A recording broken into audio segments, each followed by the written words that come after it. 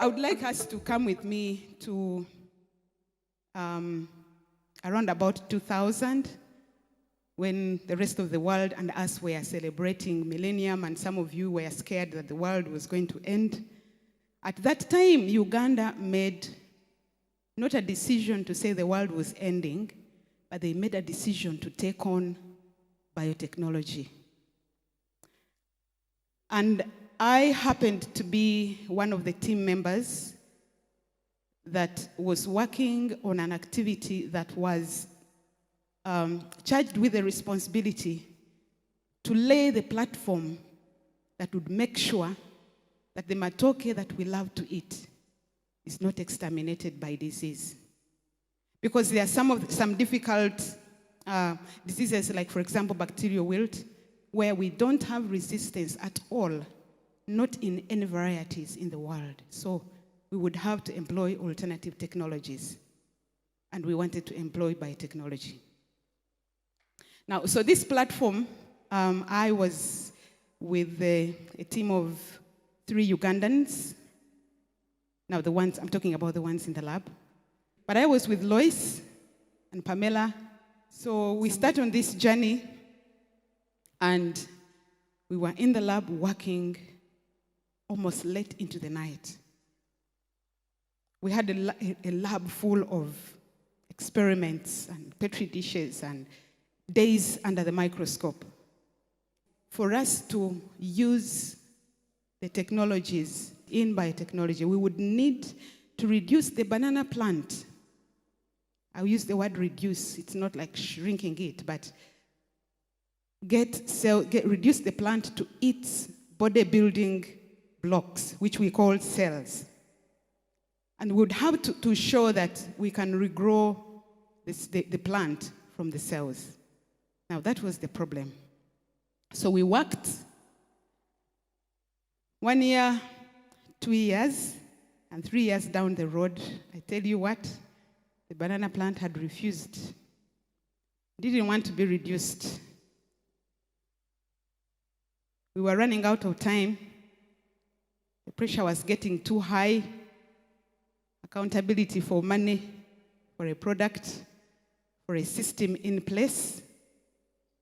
And I was the team leader. I was the lead scientist for the team.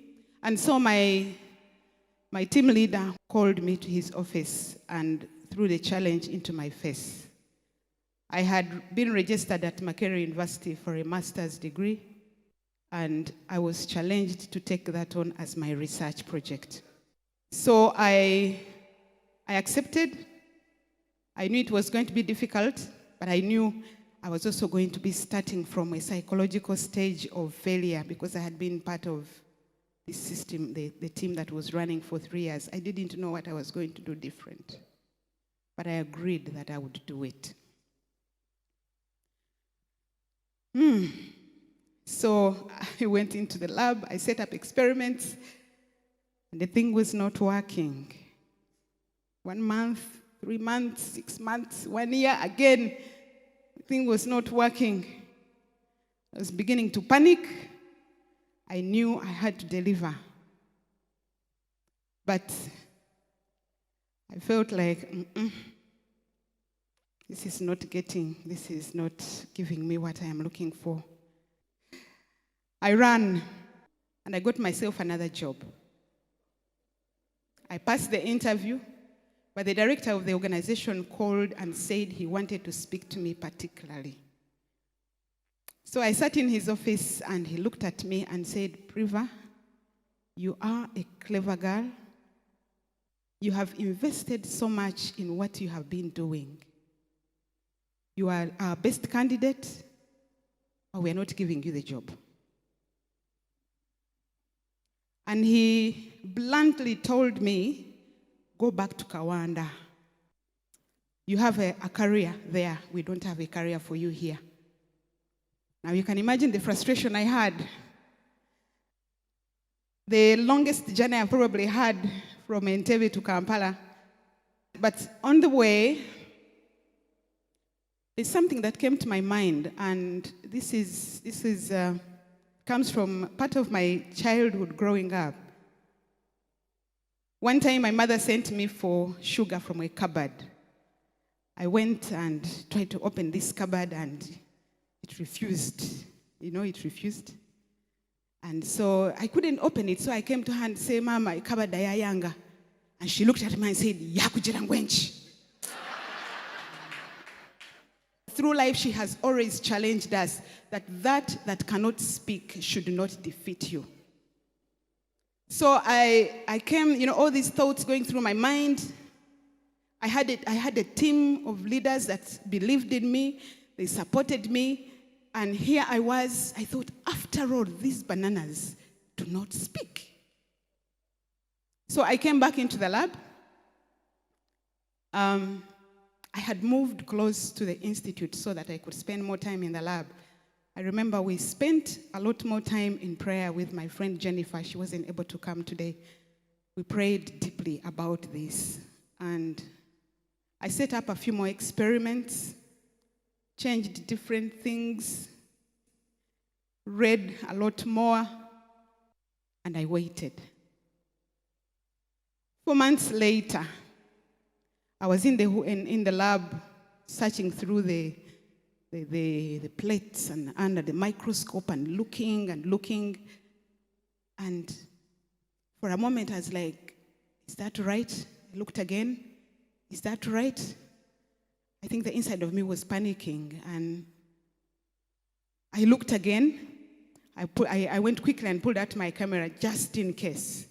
So I pulled out the camera, I took a picture of this thing, and I looked at it again, and I was like, yes. Yes. We got it. I quickly ran, and I ran to, we call him Tush. Allow me to call you Tush.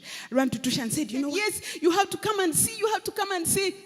So he quickly left his magnificent office and ran down with me to the lab, and there it was. It was the right thing. You guys better clap, eh? It was the right thing. It was the right thing that we had been looking for, that we were not seeing. We had another colleague called Rose. Rose Gahako was one of those people who loved party. And every opportunity for party would be, a beer, a bottle of wine.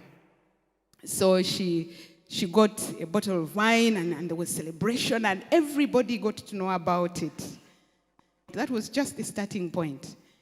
I had to also go through the journey of proving that I have to get a plant that is exactly, because I had started with a variety. Say, for example, let me call it Chibuzi, the ones you can identify with. Chibuzi, Mwazirume, Nachitembe. Fortunately, God heard our prayers. It was not only getting this first step, but even the last step of getting the true plant of what the first variety was. We got it. So what does this mean? What does this mean for us? What does it mean? Scientists, I want to encourage you, scientists, I want to encourage young people who are in science, you can do it. It does not matter the steps of discouragement, you can do it. What that means is that, it's like having fire in the kitchen. This is fire in the kitchen. The cook can cook anything now. The scientist, you can add anything to improve the matooke. We have also established a training ground for younger people who are learning science in related aspects.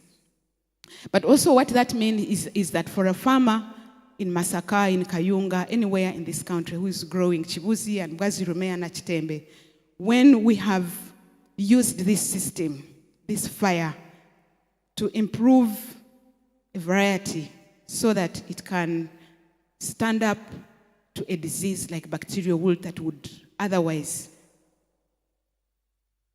destroy these varieties and we lose them, we will still get back the same variety. But what that means for us who love to eat matooke, is that you will go to the market and you'll find a variety of matooke and you'll be able to make to bargain and take home a bunch and you'll be able to eat and enjoy your delicious matooke. Just to let us know that for the pride of this nation and the pride of Africa, we are the only laboratory in the world that does this work on matooke. God bless you.